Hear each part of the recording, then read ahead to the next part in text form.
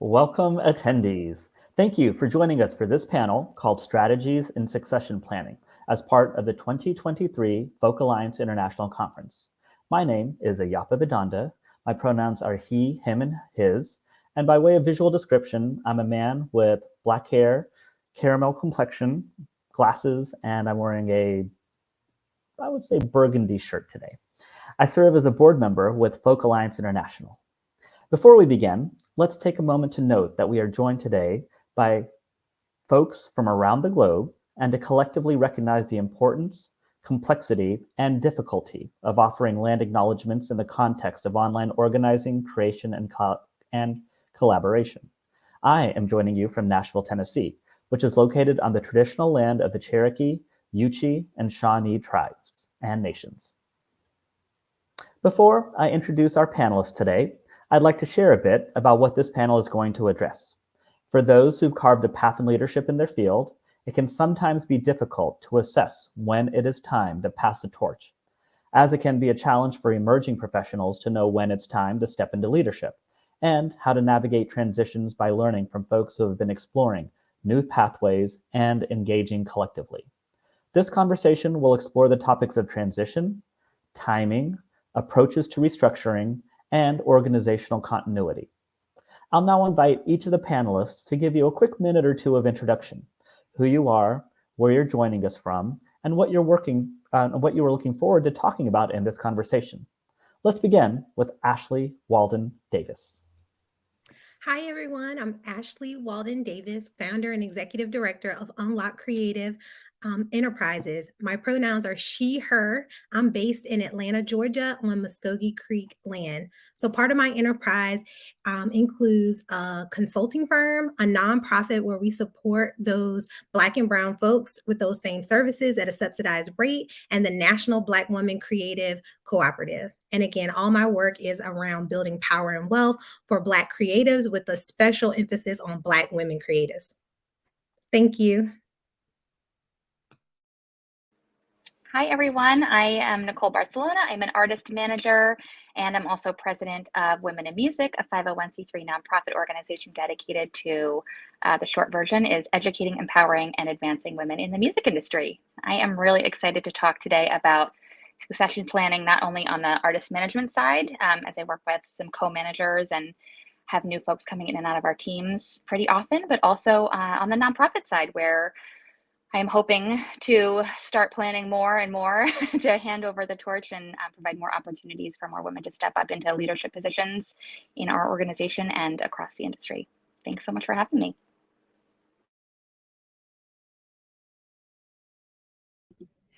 And hello, I am Neeta Ragoowansi. I'm the new executive director of Folk Alliance International. My pronouns are she, hers, and her and hers. And I'm speaking to you from Manhattan, New York City, which is on the Lenape land. And I am very excited to dive into this conversation. It is so very, very important. I've been involved in a variety of organizations, still am. I along with Nicole, am part of the board officer and a global co-chair of chapter expansion for Women in Music. And I also volunteer as president of Music Managers Forum US, which is the 29-year-old trade association for artist managers in the US, and sit on a bunch of boards of a lot of different organizations out there. And it is so important to have succession planning in mind. And so I'm very excited that we can talk about this today. Hello. Ashley. Hey, y'all. I'm Ashley Shabankareh. I use she, they pronouns. I am based in New Orleans, Louisiana, and I'm a musician, music educator, and arts administrator. It's actually a little bit updated from my current bio on the screen, but I'm the Director of Operations and Programs for Trombone Shorty Foundation and a professor at Loyola University New Orleans and Xavier University in New Orleans. A big piece of my work is supporting young Black youth and young Brown youth in New Orleans to really help them set their career pathways. And so as we have this conversation, and especially being in this nonprofit space, I think it's really important as we think about the ways that we talk about succession planning, especially with this next generation of young leaders coming into the field. So really excited to share space with each of you today and share more. Wonderful. Thanks to each and every one of you as panelists. Let's jump right in. In a nutshell, what do you think is the key to building a proper succession plan, and why is succession planning so necessary? I guess I'll jump in. It's a nice, huge, big question. Love it. There are so many important parts to succession planning, and I think it's important to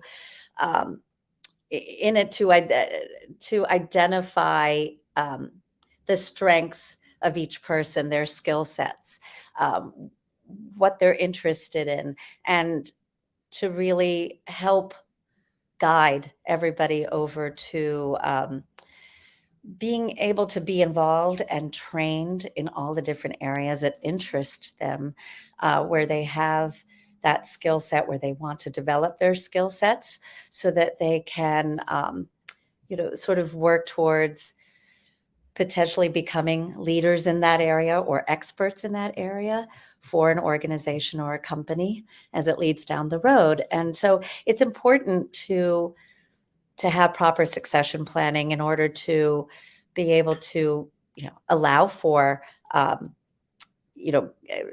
company to keep going if there's a disruption, if there is a loss in leadership for one reason or another.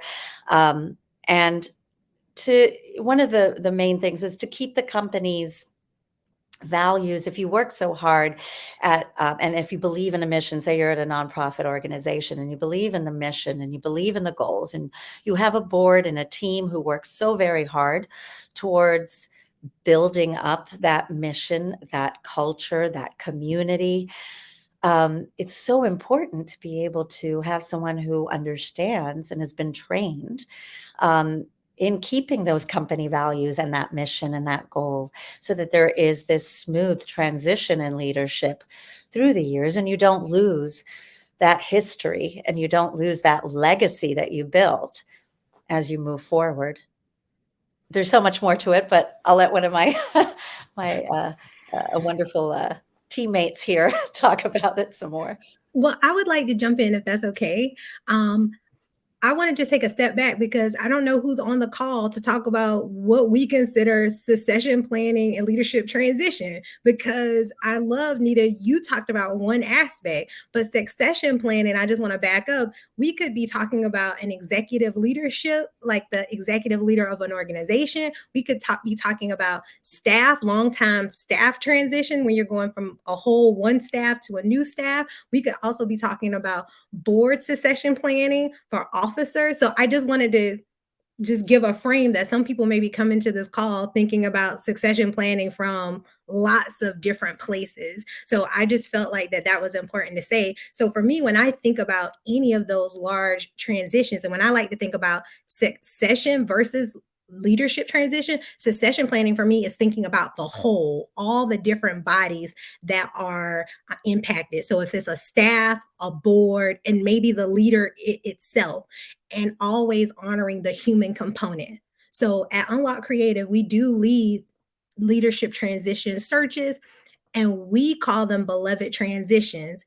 And we hold space for people to just have time to have emotional space, because human beings, change is strange for them. So we feel like the emotional labor that a transition taxes on the staff, boards, bodies of people is really important to honor. So that didn't per se answer the question, but I just felt like bringing that context in to just ground us a little bit as my colleagues share a little bit more. So I hope that was helpful. Thank you. Very much Gosh. so. Yeah. Nicole? Ashley, I need to talk to you after this call about so many things. I feel like you both made such good points. From my personal perspective, I've had like a just slap in the face about this topic this week. For example, we're hosting our Women in Music Summit this week. It's our third virtual summit, and I end up we are all volunteers at Women in Music, and so I end up doing a lot of programming because we just unfortunately lost one of our heads of programming over the last few months. So I'm programming the summit. My mother goes into the ER last night, and I'm in the ER with her thinking like, if this is very serious and my week is impacted, we are going to have to cancel this summit because I have not planned appropriately to make sure that there is someone on our team. And we have a bunch of people working on this and doing so much incredible stuff, but no one is inside my head. And I'm terrible at getting things out of my head and onto paper, even though our production manager has tried to get me to fill out this huge production workbook with all of these things for run of show. It's still, there's so much that's in my brain that I have not planned for those things. And so there's this kind of short-term succession planning in any scenario you want to do, right? Like a hit by the bus issue, right?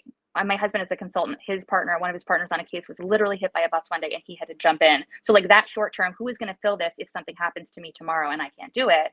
And then that kind of longer term planning for both the opportunities to let new people come in and take those roles of leadership and make sure they're trained and ready.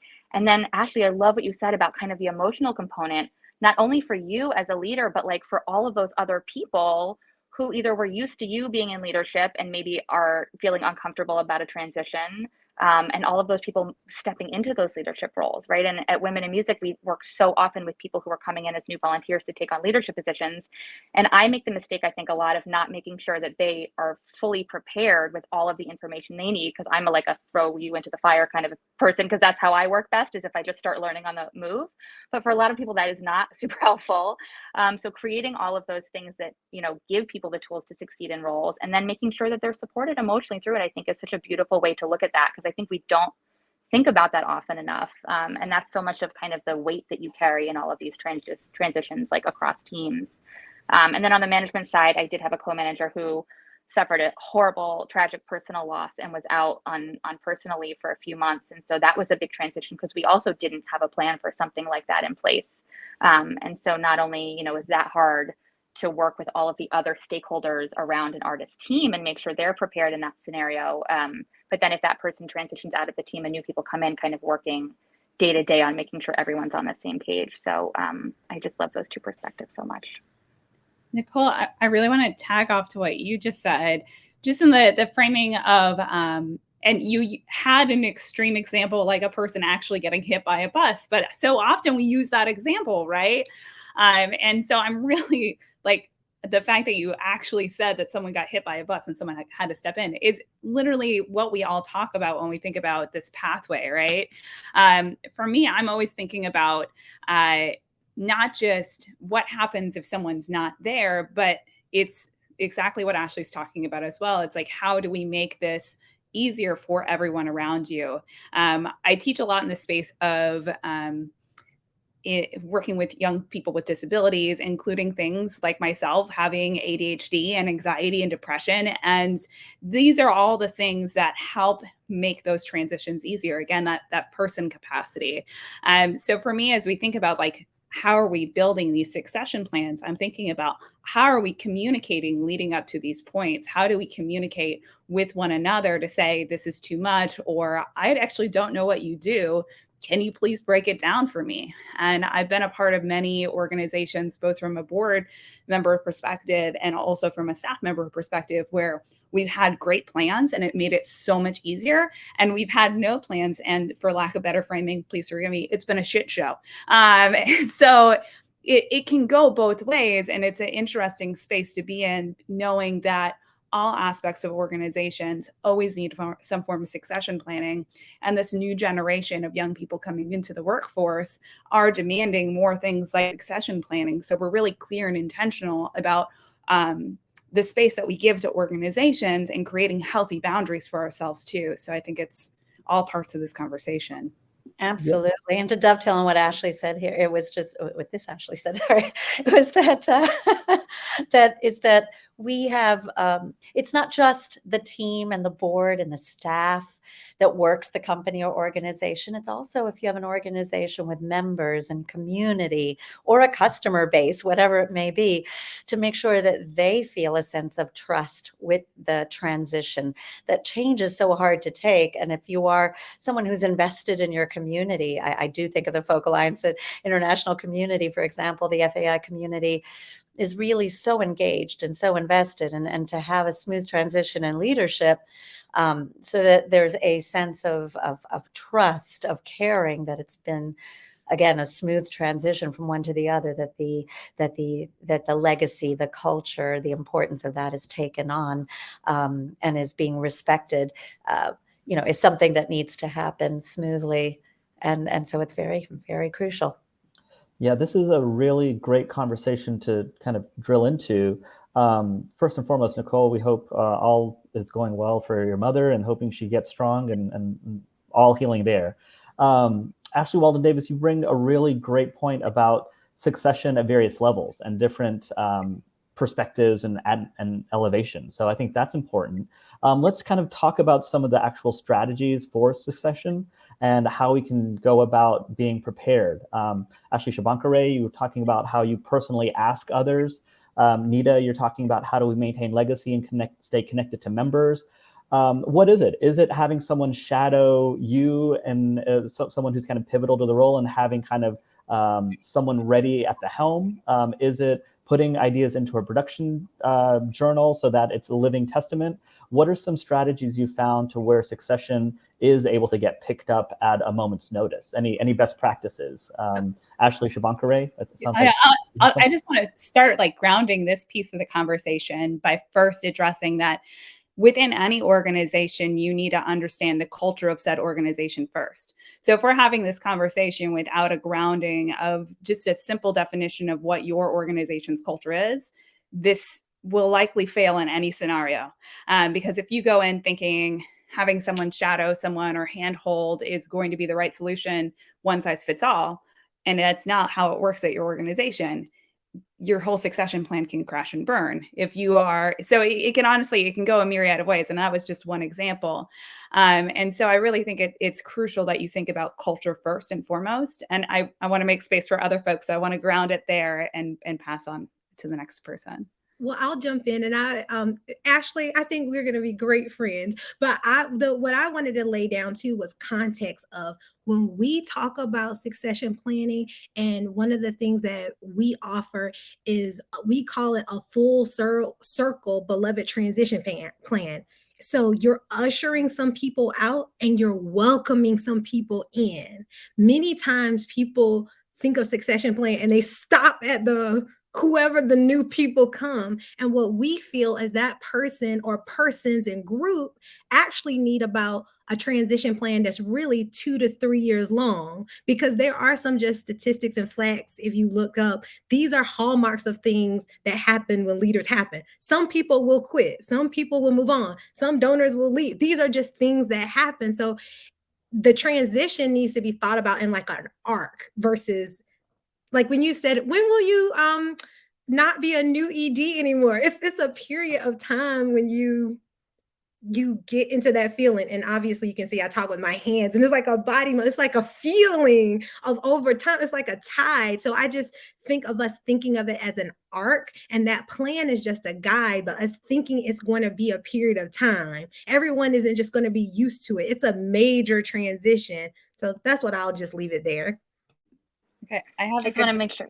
Oh, so sorry, Nicole. Go ahead. I just wanted to say I'm not being rude and writing an email. I'm literally taking notes as you're both talking. So if you see me typing, that's what I'm doing, because this is such an amazing conversation and I'm so excited to be learning. I love it. I just want to add, because I run an apprenticeship program through Shorty Foundation. And one of the things that we always say when we're onboarding new employer partners is that you have to think about bringing on any new person into your team. And forgive this framing, it's like having a new puppy, because you can't just expect a new person to come into your life and suddenly know everything about your organization. And so we call it like it's a training period for both sides, training period of someone getting to know you, of them getting, and vice versa. And so often I think folks, again, to that point of they stop there, is they come in and they just have this expectation that suddenly this person knows all these things. They're like, I'm sorry, I'm new and I actually know nothing about your organization. So why? And it's the same way of like having a new puppy. Would you expect your new puppy to know everything about your house within the first day of bringing them home? No. So it's that same sort of feeling. And in fact, we tell all of our employer partners that, like, if you're not ready to take on a new puppy, then you are not ready to take on a new intern or employee in your organization. So let's break things down a little bit about how this back and forth is going to work. Are you really ready to welcome someone? Have you done the work that you need to do to hold space to welcome the person? Do you actually even have room? And two nuggets that I'll say: peace, a little bit of peace and rest, I think, in answering the other question of what is needed. You can't do the schedule that your organization did the year before. Like, you can't do that schedule when you're going through a transition. Part of the transition and all the feelings and the change needs to be at least a quarter or 50% of the time. So I would just say, whatever you thought you were going to do, half it. Yes. Whatever you thought you were going to do that year, just do half of it, because it will be very difficult to try to keep up that pace. And folks don't typically name the succession planning sometimes as an actual like program. It's like a program you're running because it's a whole new thing. It is. That's absolutely true.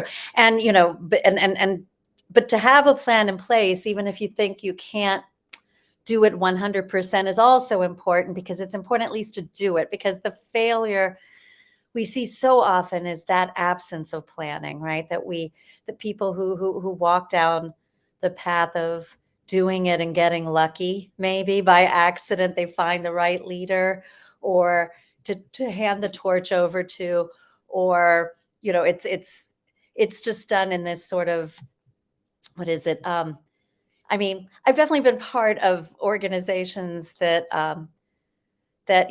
we didn't think about the future enough. We didn't start training someone to take our place.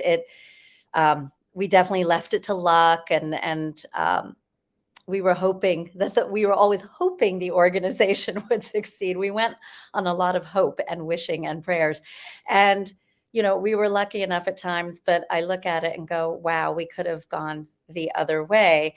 And I definitely learned lessons around that, which is, about the health of the organization, that it's important to always believe in the health. It's sort of the way we even treat our own medical health, that we have to be sort of looking at preventative medicine, and to look at it that way, and to take the time and to say, okay, I may not be able to get every test out there. I can't get, the annual physical and the mammogram but at least to do the annual physical, right? Do something that leads you down the path of succession planning is so important, so that you can at least start to identify future leaders. And it's hard work. It's something that you have to be very intentional to make an active effort to say we have needs that have to be pursued, and to find that leader, go out of your comfort zone to recruit that person or people that makes the best sense for the future goals of the organization,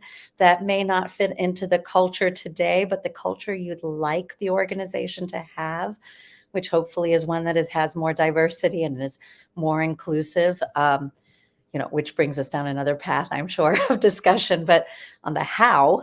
But it's so important to make sure that we're at least doing something, even if we can't do everything, and forgiving ourselves if we're not doing it just right, because it will take some trial and error sometimes. Yeah, 100%. Yeah, thank you. Anyone else want to chime in on the topics of best practices, strategies that we've learned along the way? I think because I feel like we didn't quite answer your question. So I'm going to give some brass. Get in here and give some real tools. Okay. So if you are out there and you're like, okay, we're about to go through a leadership transition, what are we going to do? Okay, there are firms. If your organization is big enough, that there are firms, people that you can consult with to design a plan for you, give you templates of a plan that your board or your staff can help nuance. So that is a way. If you say, we just need to do it, it's an emergency, the person quit yesterday, we need to fill in, I think you reach out to your community, like your board members, like the association where we're at the conference right now. You reach out to your field and ask for support, because people who believe in and love your organization, or you even as an independent artist, if you are missing a teammate, people believe in you. Don't do it alone. So as a practical tip, share your needs and what you're going on with, and ask for help, so that I think that you can get that help in a variety of ways. And then the other piece I would say, hire or get support around the process, but also around the people. So we run searches and do transitions for organization, but when we include it, it always has to include support for the person transitioning out as well, like their plan to leave. Some people don't leave because they don't have a plan when they should be gone. So I would say a huge pro tip, even folks that I've had to let go. I talk to every person that I've ever let go at an organization because I wanted to give them a roadmap. Well, what's next for you? So honoring the humans that are going to be a part of the transition, I think is the best pro tip, because people can see the writing on the wall with the new leader, with the new strategic plan. Like, my role is not in this plan. People can see that, but how are you talking about that to support them to go to their next place? So I think those are some practical tips to like take into your process and consider. And they are not always attached to money. I think it's more about the culture, going back to what Ashley said, more about the culture, how you approach the actual transition that's happening and setting a calming tone for everyone that's involved. And I want to go back to that. Absolutely perfect, Ashley. I want to go back to that thing I said in the beginning, where it's important to identify each person's skill sets out of your existing team. I mean, to really identify emerging leaders. Not everybody wants to be a leader, so it is important to find the emerging leaders. To sort of, I mean, to bring somebody in to do leadership training. There's a wonderful organization out there called Take the Lead Women that goes into organizations and companies, for example, and really works on finding ways to bring out the emerging leader and identify, as senior management, identify emerging leaders on your teams. But to really, then once you do identify folks and you go, okay, these persons have these skill sets and these interests, to actually allow them and encourage your staff, your team, your volunteers, whatever it may be, to shadow some of the other departments or other committees that they may have interest in, and to allow them to start learning more than what they are. I mean, sometimes we do work in silos, and we're doing marketing and communications, or focusing on membership outreach, or focusing on event planning. And it's really important to sort of kind of get everyone to sort of start doing some cross pollination of and learning from each other, because that really starts to help and allow others to hone what are those interesting skills that they're interested in, and to get to know. As a leader, you kind of need to know a little bit about everything inside of that organization or company. So it's important to encourage everyone to start shadowing each other. That's a good point. Those are the natural resources of your organization. And so let them thrive, and that organization is going to be so much stronger. Right. Anyone else wanted to chime in before we move on to our next topic? Sure. Yeah. So another thing that I realized that we really haven't discussed, and to that point of like, if you were going to walk away and we're like, I'm going to write a succession plan, what do I do? A big thing we also need to think about are, what are the challenges that your business faces? So not just what future success could you have, but what are the challenges? So if we take, for example, the pandemic, none of us could have anticipated what those challenges were going to be and how that was going to impact so many organizations. And when I look at the nonprofit field in particular right now, we've seen a great resignation in terms of folks that were in those leadership positions, that were burned out, that really didn't have a plan going forward because no one anticipated something like this, right? And so thinking about what those business challenges are and what that potential future could be, and really build those into what that planning looks like. One thing that I do want to address head on is, so often I've seen in succession planning documents or job descriptions that go out for these high level leadership positions are, there's one thing that always stands out to me. And I always look at this and I go, how did this actually connect? Which is around diversity, equity, and inclusion. And oftentimes we look at these statements that are like, we're an equal opportunity employer. We encourage a diverse subsection of people to apply. Now, what does that actually mean? Like, did you break down for your company what diversity actually looks like, how you've assessed that, and how diversity, equity, inclusion actually fits into your business case, right? And part of why I bring this up is, diversity just for the sake of diversity because, oh, we're going to diversify and that's going to suddenly make us better. Well, you need to start thinking about how all these things play together, with your current team and what you're actually trying to accomplish within this larger plan. And so I do want to bring that up just because I think it's an area that folks fall into of like, we were an all white staff and now we want to bring in Black and brown representation and change the whole staff. Well, what you're doing is just replacing one group for another group, right? And I've seen this happen in some organizations. And actually, I saw that like, yeah, because I've seen it happen in some organizations where it was an all white team and suddenly they're trying to become not an all white team without thinking about what that actually looks like. And so I do just want to pose all this. This is a lot to throw into one tiny conversation here, but to acknowledge that where you are going within your organization, that larger business case, the challenges that you're looking at, all of those things play a big part in thinking about what your leader is and who they represent, not just from a race or gender level, but thinking about it from all aspects of diversity and what diversity actually means to help change the tone of your organization. And that's important too. Where I feel that too is the audience and the groups and the members that we serve in our respective organizations. Ashley, you talk about the Black and brown youth in the area that you work in New Orleans. Ashley Walden Davis, you talk about really centering Black creatives. Nicole, women in music is such an important and underrepresented part of the music scene. Neeta, you're representing an entire global audience of representation. How do we make sure, to Ashley's point, how do we make sure that that's reflective and that that diversity is authentic, is truly representative, and is there ultimately to make sure our mission is served and moved forward? Such a beautiful question. Like, wow. Who's going first? Well, I can go first. Nicole, also, I just want to give you space to have your voice in the space because we've been chatting a lot. I'm learning so much, and don't worry, I'm going to pipe in. I have some perspective here, but. Well, what I just wanted to offer is an organization that I've kind of built my career at was called Alternate Roots. We serve artist activism.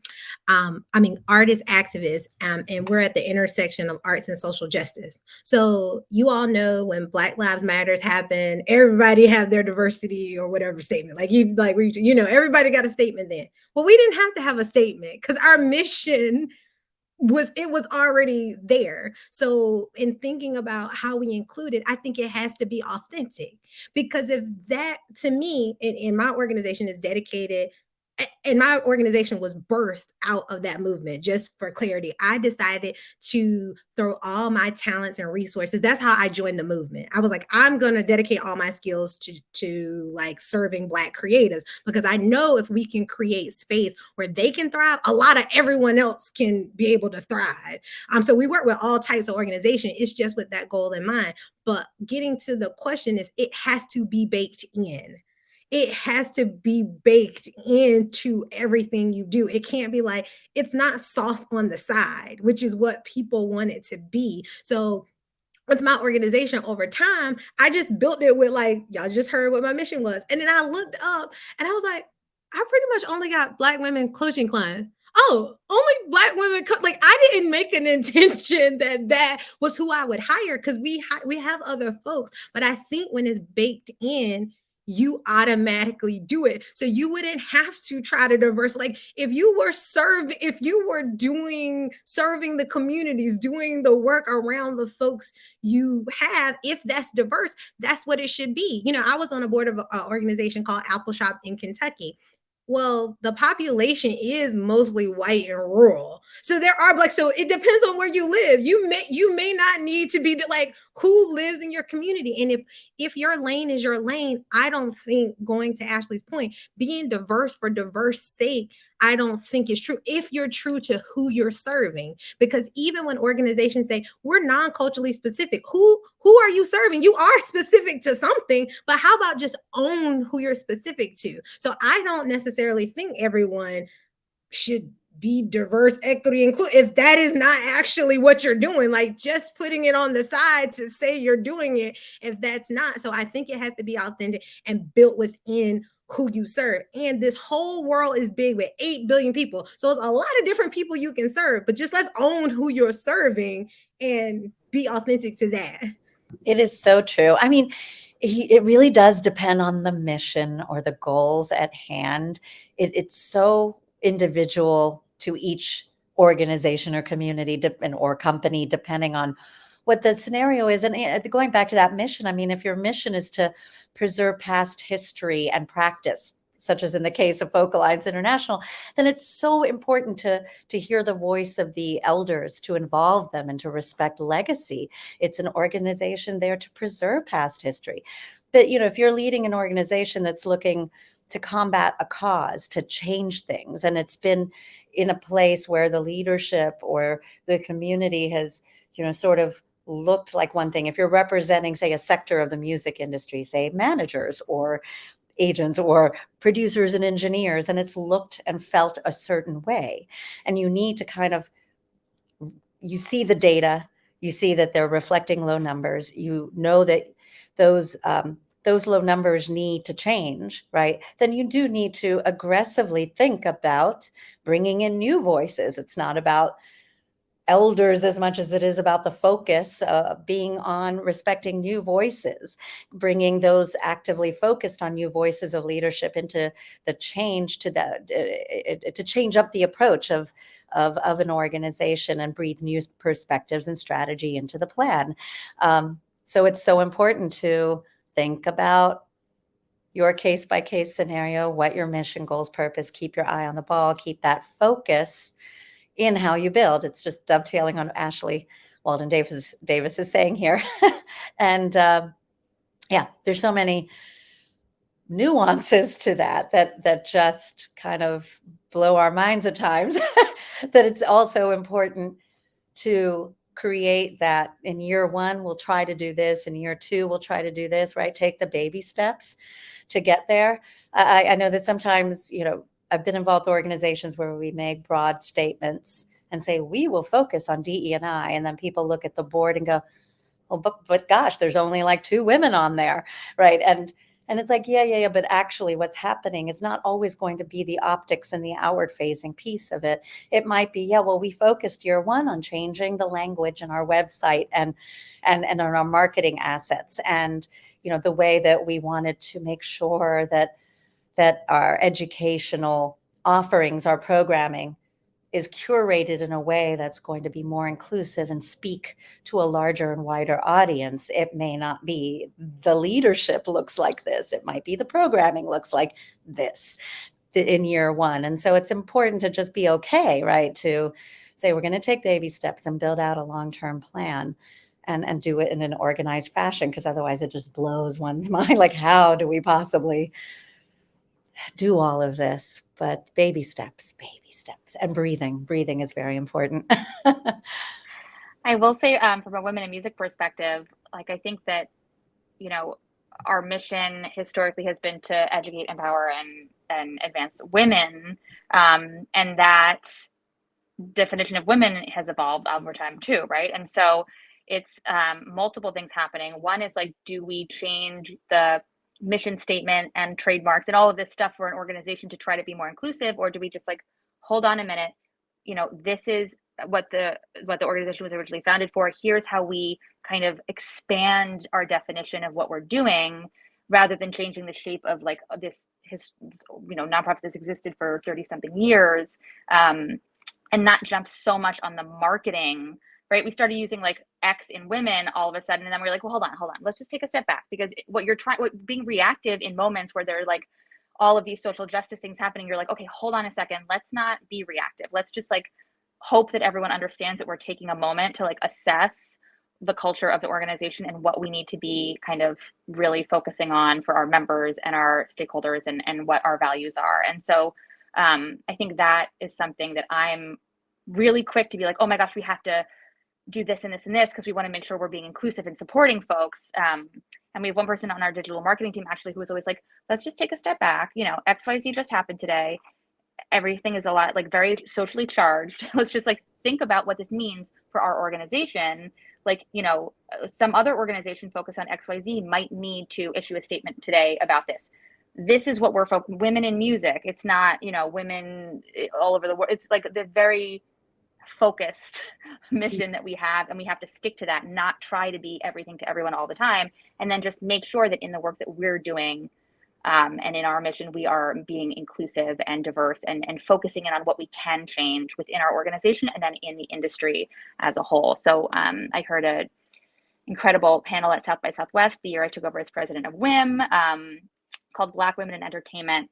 And it was, for me, like one of the first times where I was sitting in this room, and Tiana Lewis, who is now at Apple Music, was leading the conversation with Nikisha Bailey, who's a part of WIM, and another woman. And they were talking about really open, honest conversations about what it is like to be a Black woman in the entertainment space on the executive side. And I was sitting there, great that I was pregnant, but I was like that white girl, like tearing up in the front row. And I was like, this is how have I not been paying attention more to not just the experiences of women, you know, like a monolith of women, but understanding, having been on the board of WIM, that like there are so many diverse experiences within being a woman in the music industry, because that to me was like our very narrow focus. But within that narrow focus, there were a million other very narrow focuses that we need to be addressing. And so we started the DE&I Council in 2019 and found this incredible, mind-blowingly talented woman who, Shisi Nkemera, who started co-chairing the Diversity and Inclusion Council. And she said, like, you know, I was like, Shisi, you just like, I just depend so much on kind of your insight here, because I am a white woman and I don't feel like I truly understand the needs of a Black woman in music. So let's see how we can kind of craft this council, but in a way that is not performative, that we're actually doing something. And Shisi and this woman, Brooke Raskoff, came up with our internship program. So it offers internships that are paid to women from a diverse group of people who wouldn't otherwise have the opportunity into an internship. So they're not going to a four-year university for music business, you know, like all of the people applying to jobs in music industry.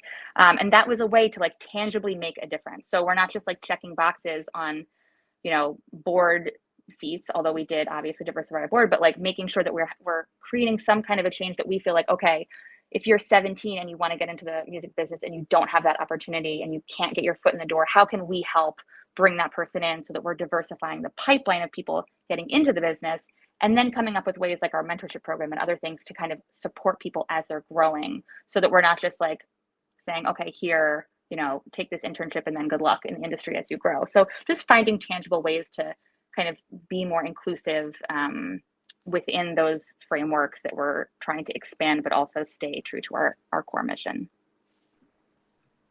To kind of bring all of this nice and neat and together from everything that I'm hearing, I mean, a big part of this is just a reminder that, especially as we root in DEI practices with our strategic planning, with our succession planning, with our leadership pathway, it's just recognizing first and foremost, this is an ongoing process. And so to remember that this is not a one-size-fits-all approach. If your organization focuses on women, that is what your focus is on. You've made that focus and you've made that statement. If your organization focuses on Black and Brown folks, that's what your organization focuses on. And so just to recognize, a lot of times you know exactly who your organization is for and who you are working to serve. And just to recognize, like in this ongoing process, it's not a we've done it, we've checked the box. It's that we've mapped things out. We understand and have evaluated what these efforts look like. And as we think about succession planning, we've also mapped out who we hope to bring in that can work well with this culture that we've already established. Oftentimes, there's this term that we often use in the DEI world, which is WIFM. That's a really weird one, but it's called What's in it for me? And so thinking about how the folks that you already have at the table, what's in it for them? Because that's going to be the question that they're asking as you're going through this planning process. It's just one of those things that we should be thinking about. It's super easy to fall into the pitfalls of doing things like making statements when you don't need to make a statement. That's like the number one thing I hate. Don't make a statement if you don't need to. If you don't need to do it, just don't do it. But there's plenty of areas that we can work towards to really make sure that we're going step by step to go through this process. This is not going to be we suddenly get to the finish line and we're done. This is being really thoughtful and working within what your organization already has going for it. And kind of taking that as a launching point, Ashley. Thank you very much for that. And Ashley Walden Davis, you mentioned looking at succession as not just an outgoing, but a real great opportunity for incoming, which is, I think, so often overlooked and forgotten. And Neeta, you mentioned this when you talked about talking to your members and talking and kind of assessing what the needs are. How can we support and actively promote new voices in leadership while at the same time honoring and respecting longstanding and legacy leadership? Is one more important than the other?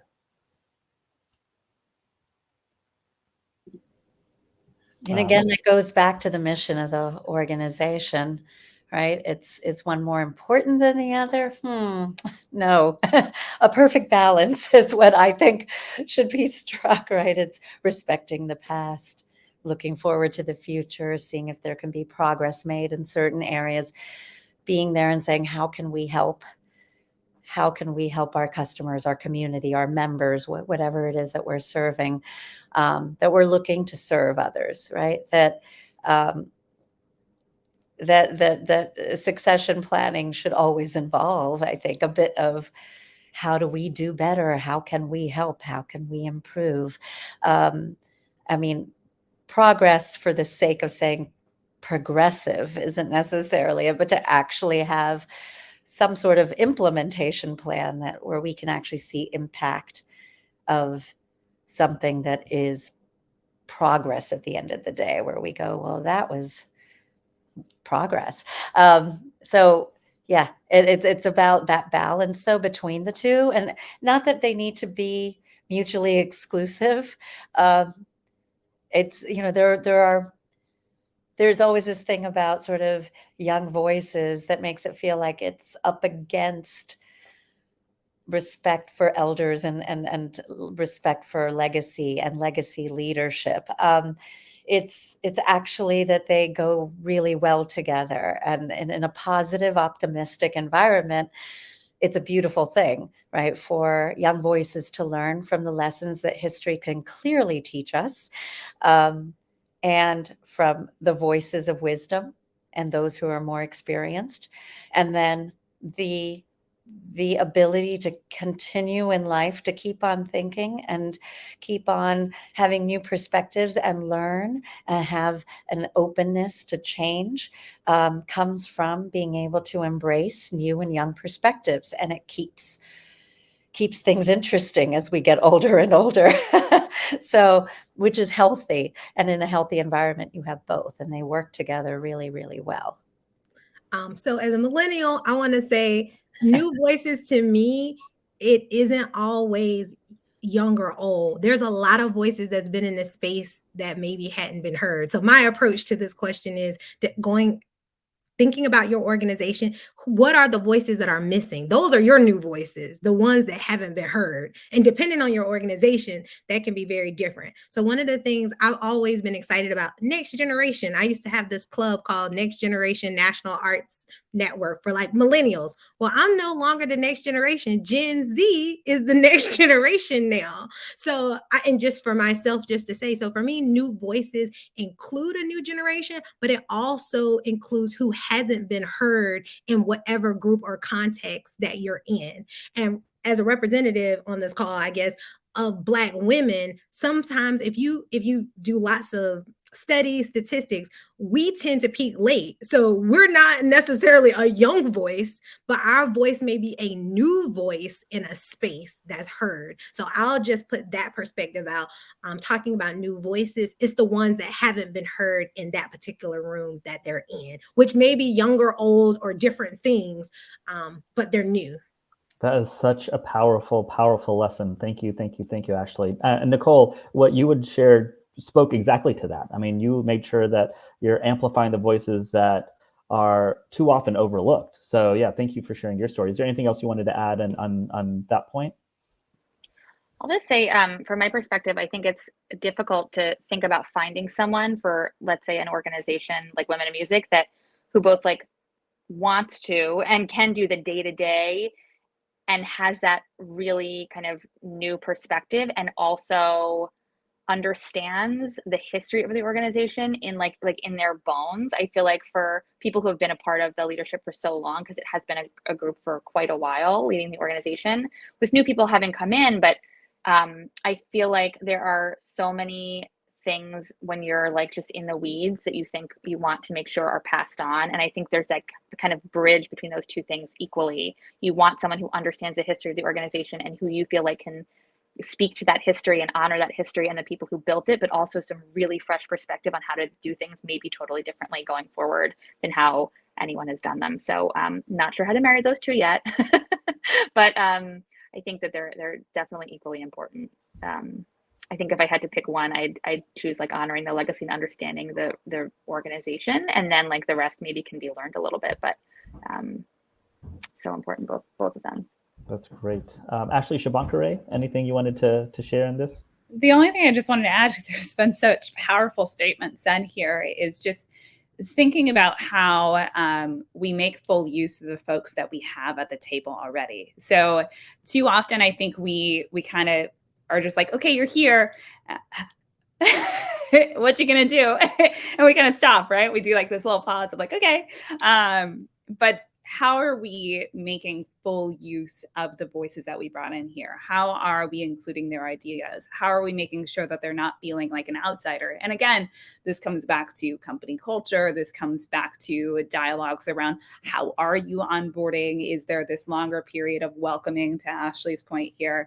And really thinking about how we really make sure that they're able to contribute ideas. And what that looks like is going to be different across the board. My teams know that at least those here in New Orleans know I love me a social agreement. And for me, it's that we stack our conversations in ways that we both balance the new and the elder wisdom, because there is such value to both. Because we need to see both sides. We need to be able to see what the other person is seeing, because we don't always know what's happening when they're not vocalizing things or based on their body language. And even body language, and I'm just speaking this from like a multitude of standpoints here, but our body language doesn't always reveal all the things we're thinking. And it's based on our perception of how we've been raised. So I love doing different sorts of stacks where during different meetings, we change up what the stack is like. So some days it might be that we do an elder stack where elders get to go first in the stack of the conversations of who's sharing ideas. Sometimes we might flip it. So it can be different ways that we're making that space and being really thoughtful about the ways in which we support each other. And also, this is a really great time to think about what kind of mentorship opportunities do you have within your organization? Do you have training opportunities? So thinking about like the long-standing things that you have that can not just help when you're onboarding someone initially, but can help you in that long term of who do you go to for things, or who do you ask for things? How do I seek out new information as this market is changing? So there's a lot of things that we can add to the table too, so that we're not just acting like we've hired someone and suddenly they know all of the things in the world, that we're supporting them as they become different people over time. Because let's be honest about it, we learn new things over time. So how do we support that journey too? That was a lot. That was beautiful. And it actually leads us to kind of our concluding question here. We have about 5 minutes left, but there's been so many great threads that I think we can also kind of tie them together nicely here. Looking at that kind of long term that we've been talking about too, as well as the short term. Zooming out to take a bird's eye view of arts organizations leadership in the next 10 to 20 years, what do you personally hope to see? And that can be whether it's the organizations you're personally involved in or kind of other organizations in the community. So Neeta, you are doing phenomenal work every day. Do you want to kick us off? Well, I have a long wish list of things that I, want to see in the future, a long list. But, a lot of it is I hope we find ways, when we have technology, for example, I hope we find ways to ease that transition and provide tools to help staff, teams, customers, right, navigate that challenge of change. I was talking about, it's tough to change and to accept change and to transition and to instill that trust, as I said, not in, in only in one's team, but in one's membership or organization's community. And if we can figure out tools to help that, right, part of it is what we were talking about, I think Ashley Walden Davis was mentioning about communication and that being so important. If we find ways to really get to everybody, and ease them through that, part of technology is, that's already been helping us, is being able to have places, whether it's a Google Doc platform or whether it's Basecamp or some other great software that allows us to keep processes in place and making sure that we can keep history and documents and spreadsheets and contact databases, right? Like being able to just be able to transition through change by having the files right there and the records there is so very important. That's the lawyer in me speaking too. I sit there and go, oh, it's so important to make sure that we are able to hark back to 10 years or 15 years or 20 years. And people talk about document retention as being a 3 to 5 year plan or a 7-year max. And I'm like, no, we need it always. And, it's really important to have that. And it really does help transition people through that change so that we don't, as I mentioned before, lose our history and we don't lose all the hard work that our predecessors have done.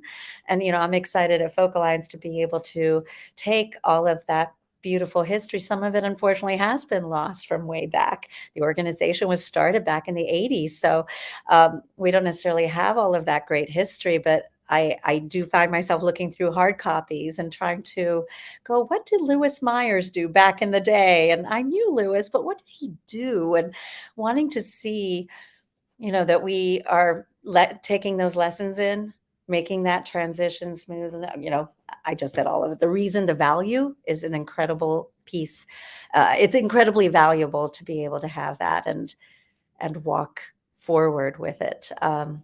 So anyhow, I just hope that we have those tools in place, that we have the practices in place to use them to make transition work for us in these next 10 to 20 years.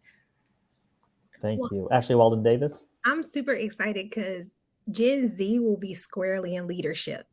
And I'm saying that because my first job, I'll be concise. We have 4 generations: baby boomer, X, millennial. It was the 4 generations that existed were in the office, like one of each. And it was very interesting because there are people in the office that worked with just fax machines and copiers to people who had me only ever worked fully remote. So I'm interested in what the gap will be, but with Gen Z in leadership, I mean, I'm excited about when I work for them. If a Gen Z is my boss, I think we will vibe. You can see that the culture and the social movements are in the way that they show up and work. So I feel in 20 years, I'm thinking 20 years, who is all going to be in the workplace together, which won't be as much of the baby boomers at the time. I do have hope and I'm optimistic that those generations will work in harmony a bit better than some of the transition of having like 4 different generations and the technology changes that happen so quickly over that. So myself, I'm optimistic because the social aspects and how they come in, emotional intelligence is just a part of who they are now. And I think, because y'all know I'm all about the human side, the humanity I think they carry as leaders, I'm excited about that because how that's going to show up in the workplace, I already see it. So I feel those work environments are just literally going to change because hundreds of thousands of different people are going to be in the workforce. So that's my excitement. And the arts and culture field, I think, will just, be affected just like every other field of having that generation squarely kind of like in leadership with the XYs will be kind of the older generations that are still working, about to retire. And then it will be us millennials working hand in hand. So that's my thought. I'm so glad you said that, Ashley. That is like I can see it day to day in the music industry. And the Gen Z folks are just like, they come to work, they expect certain things from their workplace and their employers and their colleagues and their teams. They lead differently. They, like you said, they bring those values to work every day. And it's a very different cultural shift in the music industry with that younger generation than it was 15, 20 years ago. Like 180. And you're so right. That's so optimistic for the future of how we all work together and the people who will be leading these organizations in the future. To all of this, I agree so tremendously with all of this, and especially working with so many Gen Z students right now. I'm like, oh, I'm in it all day. The compassion level is through the roof, the thoughtfulness is through the roof, and I can attest that it's going to be a fantastic generation to work alongside.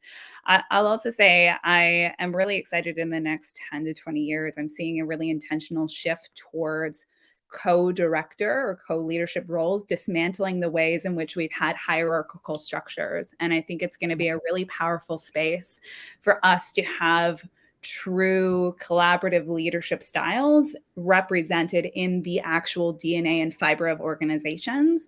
And I am just so thrilled to see folks dismantle the ways in which businesses have operated, whether that is in nonprofit spaces, art spaces, whatever it may be, into a space that is going to really represent the way in which we live our day-to-day lives, which is not always in this hierarchical sense. It's collaborating with one another. It's being in community with one another, and to really represent that further in organizations.